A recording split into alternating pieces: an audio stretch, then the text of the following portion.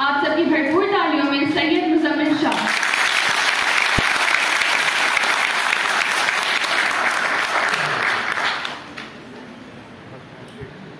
جو کھڑے ہیں یہاں اسپیس ہے اگر تھوڑا سا آگے بلا لیں.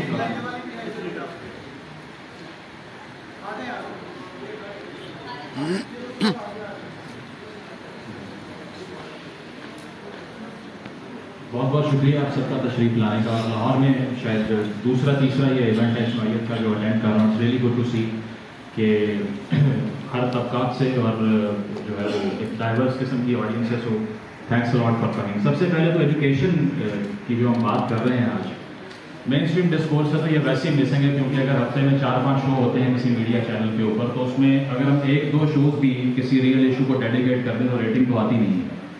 اور جو سارا ماڈل ہے مین اسٹریم ڈبیٹ کا وہ اصل میں وہی ہے جو سرپلس ویلیو سے ڈریون آرگنائزیشنز ہوتی ہیں, اور اگر پروفٹ نہیں بن رہا تو پھر جو آپ کا اینڈ ہے وہ اچیو نہیں ہوتا. دیٹس وائی جو چیز زیادہ سیلیبل ہوتی ہے اس پہ بات کی جاتی ہے اور ان موضوعات پر بات نہیں ہوتی جو اتنے کارڈنل اور سینٹرل ہے کہ اگر اس کو اوائڈ کریں گے تو وہی ہوگا جو اس ملک میں آج کل دیکھ رہے ہیں.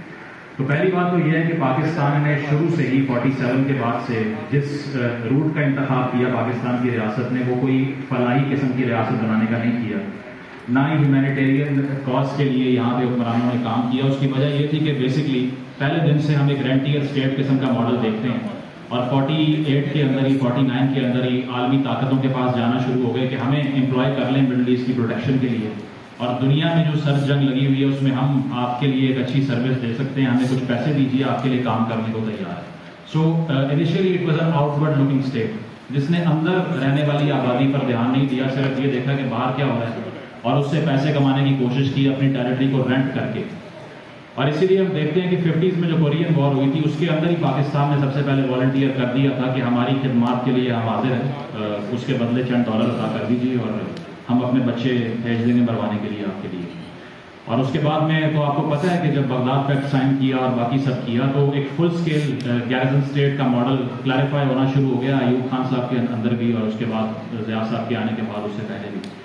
تو اس سے نظر یہی آیا کہ پرائیورٹیز ایجوکیشن یا ہیلتھ کیئر یا اس کے علاوہ عوام کی فلاح اور جو پاورٹی لائن سے نیچے لائے کرتے ہیں ان کو اپلفٹ کرنا نہیں تھا. وہ صرف یہ تھا کہ چند خاندان اکٹھے ہو گئے اور انہوں نے اس ملک کو as an Amnesty scheme create کیا اور کہا کہ جو اس طرف آ جائے گا اس کی زمینیں بھی محفوظ رہیں گی. لینڈ ریفارم تو کرنا نہیں ہے, نہ اس سے جاگیریں چھیننی ہیں, بلکہ اس کو اسی کیپٹل کو سیاست میں لانے کے لیے استعمال کرنے کے لیے ایک پلیٹ فارم ملے گا جو پاکستان میں مل گیا. اور وہ ہم دیکھتے ہیں کہ اس کے بعد جو چند خاندانوں کا رول تھا آج تک وہی انہی کو سلوٹ پڑ رہے ہیں اور پیر صاحب ہو رہی ہے. میں ساؤتھ پنجاب سے ہوں, وہاں پر ساری پالیٹکس اسی اسٹرکچر پر بیسڈ ہے جس میں ایک وڈیرا اٹھ کے کھڑا ہوتا ہے اور کہتا ہے کہ یہ ہمارا کینڈیڈیٹ ہے, اس کو سب ووٹ ڈال دو, اور سب ہارڈ سائیکالوجی کا پارٹ بن کے ڈالتے ہیں ووٹ جا کے. تو وہ انڈیویجول چوائس تو تبھی آئے گی نا جب ایک شعور اجاگر ہوگا, اور شعور تعلیم سے اجاگر ہوگا.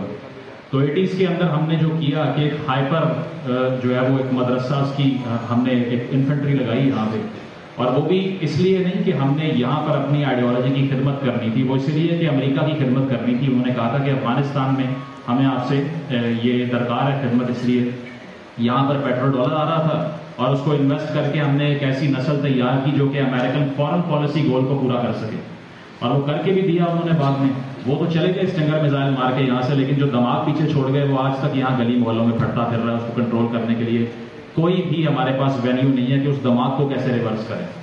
اور وہ یہی تھا. آج کا اگر ہم کاؤنٹ دیکھیں تو اس وقت پاکستان میں 40,000 مدرسے ہیں اور 230 یونیورسٹی ہیں. لک ایٹ دس اسٹاؤنڈنگ ڈسپیرٹی کہ ایک تعلیمی نظام جو ہے وہ بالکل مختلف کھڑا ہوا ہے, وہ بالکل مختلف دماغ پیدا کر رہا ہے جس کا ورلڈ ویو بڑا پیروکیل ہے. اور میں یہ نہیں کہتا کہ وہاں جانے والا ہر انسان جو ہے وہ کنزرویٹو ہوتا ہے, لیکن یہ بھی اسٹیٹ کا فیلئر ہے. اگر ریاست نے جو آرٹیکل 25 کانسٹیٹیوشن میں لکھا ہوا ہے کہ مفت تعلیم کی فراہمی ریاست کا فرض ہے, دیر از نو ڈیبیٹ آن دیٹ. اگر وہ نہیں تھی تو اس گیپ کو فل کون کرے گا؟ مدرسے کریں گے. کیونکہ اگر آپ کو پتا ہے کہ میرے بچے کو یہاں تعلیم بھی ملے گی, میرے بچے کو شیلٹر بھی ملے گا, اور میرے بچے کو جو ہے وہ کوئی ایسا مسئلہ نہیں ہوگا کہ کھانے کو روٹی نہیں ہے یا پہننے کو کپڑے نہیں ہیں, وہ سب اس کو مدرسہ پرووائڈ کرے گا. اس کے بعد اگر اس کو ابیوز کا شکار کرتے ہیں, کیا والدین کھڑے ہو سکتے ہیں اس انسٹیٹیوشنز کے خلاف؟ نہیں, کیونکہ ریسورسز نہیں ہیں. اسی لیے وہاں پر جو بے ایمانہ تشدد ہم دیکھتے ہیں جو اکثر اسکولوں میں بھی ہوتا ہے, جو ایلیٹ اسکول میں نہیں ہو سکتا, ڈی ایچ اے میں نہیں ہو سکتا, کیونکہ وہاں پر پیرنٹس آ کے ٹیچر کو اٹھا کے لے جائیں گے, اتنے طاقتور ہوتے ہیں. تو یہ انہیں بچوں سے یہ ٹریٹمنٹ ہوتا ہے, یہ ٹریٹمنٹ اسی بچے سے ہوتا ہے جس کے پیچھے کوئی آنے والا نہیں ہوتا. میں بھی یہاں مغل پورے میں جو ہے ایک علاقہ آپ لوگوں کو شاید پتہ والا ہار میں یہاں سے پڑھا ہوں, اور 150-200 روپیہ فیس دے کے.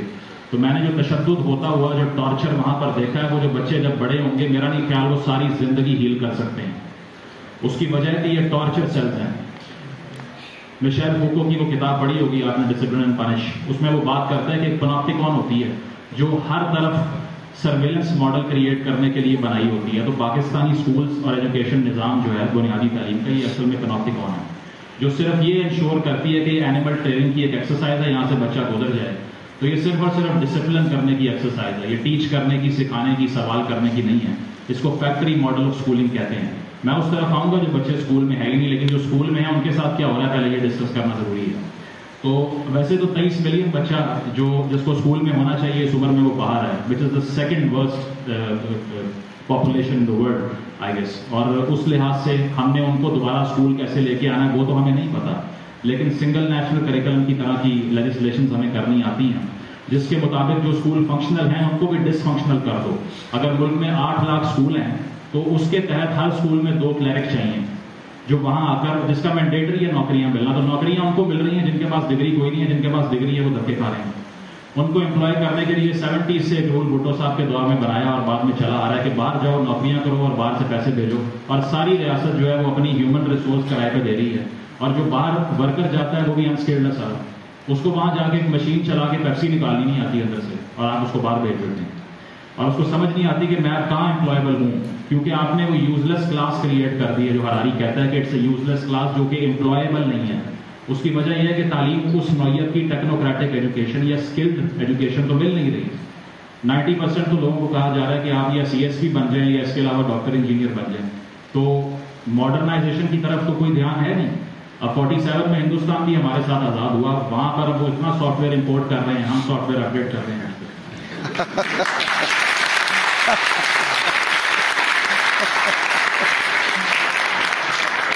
تو وہ سافٹ ویئر بیچ کے جو ہے نا ان کی اکانومی تھرائیو کر رہی ہے, اور ہم یہاں پر جو ہے وہ روز پریس کانفرنس ٹی وی پہ آتی ہے, میرا تعلق نہیں ہے, سوری غلطی ہو گئی.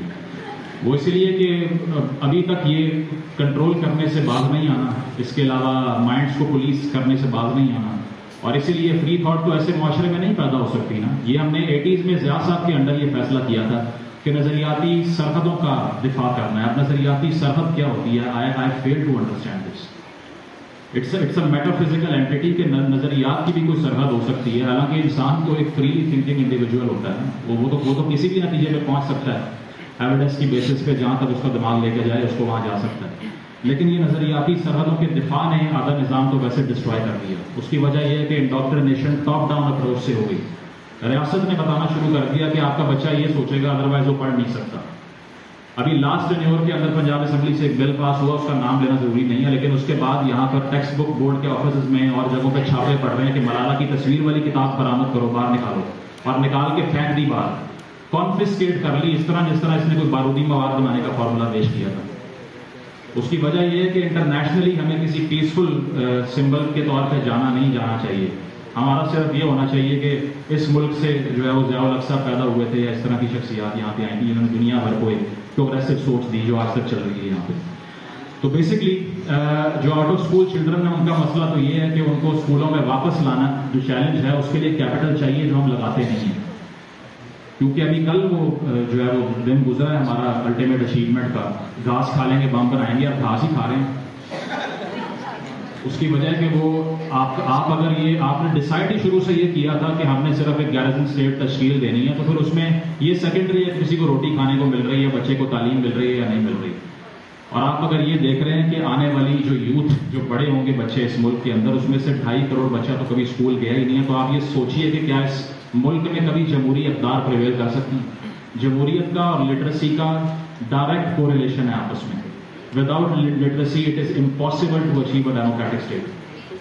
Absolutely impossible. اور یہاں پر صرف اور صرف ساری سپرفیشل ڈبیٹ یہ چل رہی ہے کہ ایک چور ہے, ایک ڈاکو ہے, ایک آپ کے ساتھ کھڑا ہوا ہے, ایک بادل کے ساتھ کھڑا ہوا ہے. اور انہوں نے اپنی اپنی میچ جو ہے وہ ڈس انٹیگریٹ کر کے ڈیوائڈ کر لی ہے، اور کوئی ان کے لیے جانے دے رہا ہے، کوئی سڑکوں پہ جل رہا ہے، کسی پہ مقدمے ہو رہے ہیں آج کل. یہ نہیں سوچتے کہ ہمارا مفاد اس ساری کلاس کے ساتھ نہیں ہے جو 15-20 کروڑ کا الیکشن لڑ کے آئی ہے، 30 کروڑ کی سینٹ کی ٹکٹ خرید رہی ہے. تو کیا اس میں کبھی میں اور آپ ساری زندگی کی تنخواہ ایڈ کر کے پہنچ سکتے ہیں ان ہاؤسز آف پارلیمنٹ میں؟ نہیں پہنچ سکتے، کیونکہ ہمیں ڈس انفرینچائز سسٹمیٹکلی کیا گیا ہے. ان کو معلوم ہے کہ اس نیکسس کو اگر قائم رکھنا ہے تو ان لوگوں کو دور رکھنا ہے جو لوور کلاس سے اٹھ کے آ جائیں گے، یا کوئی مزدور کا بچہ آ جائے گا اٹھ کے، کوئی اسٹوڈنٹ لیڈر اٹھ کے آ جائے گا، کیونکہ ان کو علم ہے کہ اگر یہ آئیں گے تو ہمارا اسٹرکچر سب سے پہلے ٹوٹے گا، جو وہ توڑنے نہیں دینا چاہتے. ہر بات پہ اختلاف ہوگا، لیکن ایم این اے کی تنخواہ کا جب بل پاس ہوتا ہے سب سائن کر دیتے ہیں. اس کے اوپر کسی کو یہ نہیں ہوتا کہ یار یہ دوسری پارٹی ہے ہم ان کا بل پاس نہیں کریں گے. اس پہ سب کا مفاد سیم ہے. ایک ہی چہرے ہیں جو کبھی دوسری پارٹی میں آ جاتے ہیں، کبھی ایک میں کبھی تیسری میں، اور وہی موو کری جا رہے ہیں اور ان کا ہی سولوشن بنا کے آپ کو ری برانڈ کر کے پیش کر دیتے ہیں ہر 10 سال بعد 5 سال بعد. تو اب اس کا حل یہ تھا کہ ایک پروگریسو تعلیم فراہم کی جاتی، تاکہ اگر آپ کا یہ واقعی موٹو ہوتا کہ آپ نے ایک قوم بنانی ہے یا پھر ایک اس اسٹیٹ کو سروائیو کرنا ہے، تو پھر آپ یہ سب نہ کرتے جو کرتے پھر رہے ہیں.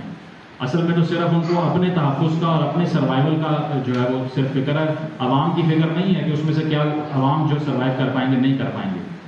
تو اگر اس 70 سال کی ٹائم لائن آپ دیکھیے، اس میں کوئی بھی ایشو بیسڈ پالیٹکس نہیں ہوئی، نہ آج ہو رہی ہے اور نہ آگے ہوگی. اس کی وجہ یہ ہے کہ یہ ایک ہی طبقہ ہے جو اپنے مفاد کے لیے صرف یہاں پر عوام کو برین واش کرتا ہے. اور آج کل بھی ہم وہی دیکھ رہے ہیں. اب جو غریب بچے جو باہر نکل کے 9 مئی کو جنہوں نے املاک جلائیں اور سب کچھ کیا، اب ان کے پیچھے کوئی مہنگا وکیل بابر امان ٹائپ نہیں کھڑا ہوا، نہ ان کا سپریم کورٹ میں کیس لگتا ہے. یہاں تو بلینکٹ بیلز مل جاتی ہیں لوگوں کو، لیکن ان لوگوں کو نہیں ملتی. آپ تو صرف پریس کانفرنس کریں گے اور آ کر کہیں گے میرا پارٹی سے تعلق نہیں ہے، آپ کو معاف کر دیا جائے گا. اس ورکر کا کیا ہوگا؟ کیا وہ پریس کانفرنس کر سکتا ہے اس طرح کی کہ مجھے معاف کر دیں، میرا پارٹی سے تعلق نہیں ہے؟ اس کو چانس نہیں ملے گا. تو مار صرف وہی کھائے گا جس کے پاس پاور نہیں ہے یہاں پہ. تو انفارچونیٹلی یہ سارا تعلیمی نظام جو ہے وہ اتنا ایکسپلوٹیٹو ہے. اور جہاں تک خواتین کی بات ہے تو ایک پیٹریارکل سوسائٹی بنائی، آنر کلچر بنایا، اور پاکستان